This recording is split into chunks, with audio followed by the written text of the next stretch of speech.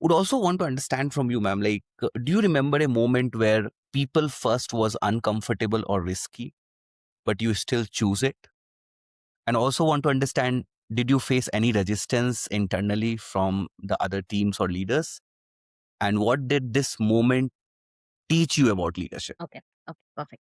That's a great question. I think, choosing between people and business is a very tricky task, right? Especially when it comes to being an HR partner. It's one of those moments wherein you are standing on, balancing the bridge.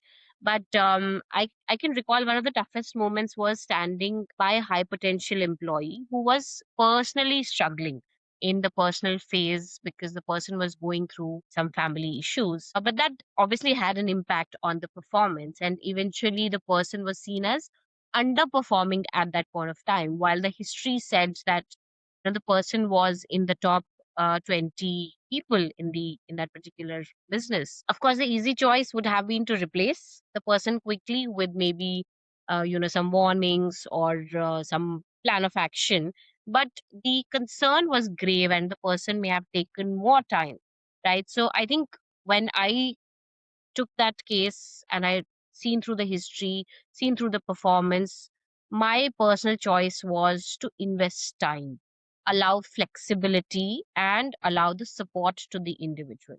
In our organization, we have employee assistance program that we offered to that individual.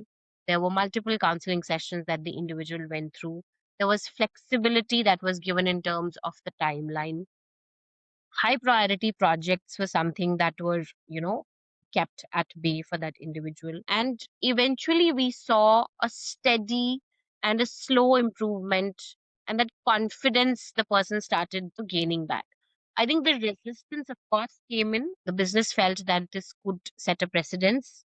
This could impact the productivity of other people, right? When they may feel that we are doing more of the work. And even some of the stakeholders even felt that it could be a business risk from, losing up the client. But I think the leadership idea that I think that I hung on to at that point of time was all about long term judgment, okay, and not about a very short term comfort. When people feel they're supported in their lowest times, the loyalty and the performance what follows is the best, okay. And eventually that person, as I said, we saw a slow and steady improvement. The individual at the end of the year ended up again being, at the cusp of high potential employee, while of course he was not judged the high potential for that year because of some of the months that he didn't perform well. But then eventually, that confidence started coming back. And at the end of the day, when you have strong contributors, they contribute back to the business. Many companies, they have very strong HR policies. At least they feel that they have very strong HR policies.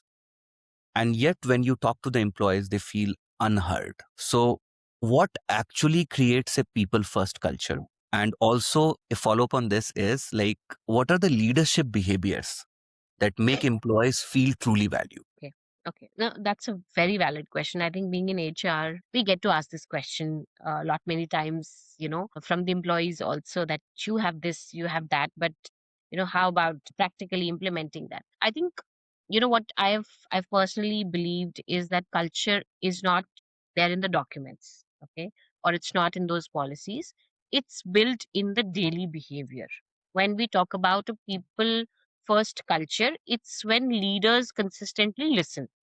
They act on the feedback. They are visible during those difficult moments as well as during the aha moments, right? Wherein people feel a pat on the back and people feel that they have a shoulder to lean on. Policies definitely set the framework, but the overall behavior, the leadership tone is what sets the example. Any of those leadership behaviors which could be visibly seen are definitely genuinely being there. We've seen people wherein they want to come, they want to talk, but the doors are closed. You listen with the laptop on, with the phone on, but I think that's not being genuinely present. You are just giving an ear, you're not listening, right? So listen without immediately defending or immediately starting to explain. I think the second is closing that loop. You listen, but you don't act on it.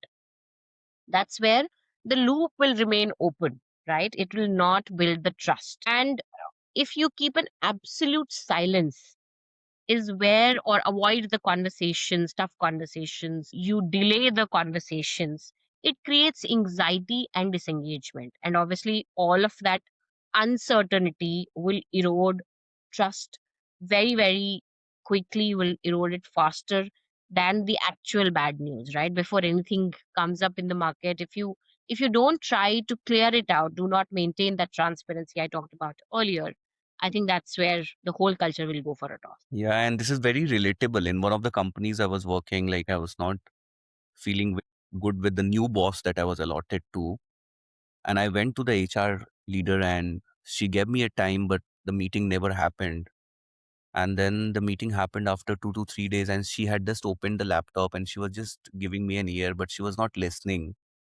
And then I came back to my desk or cubicle, which I had. And then within 2 to 3 months, I resigned. These It are is these so are the interesting. trigger movements. Yeah, these are the trigger movements. And then obviously the moment anybody clicks anything, the person is already gone.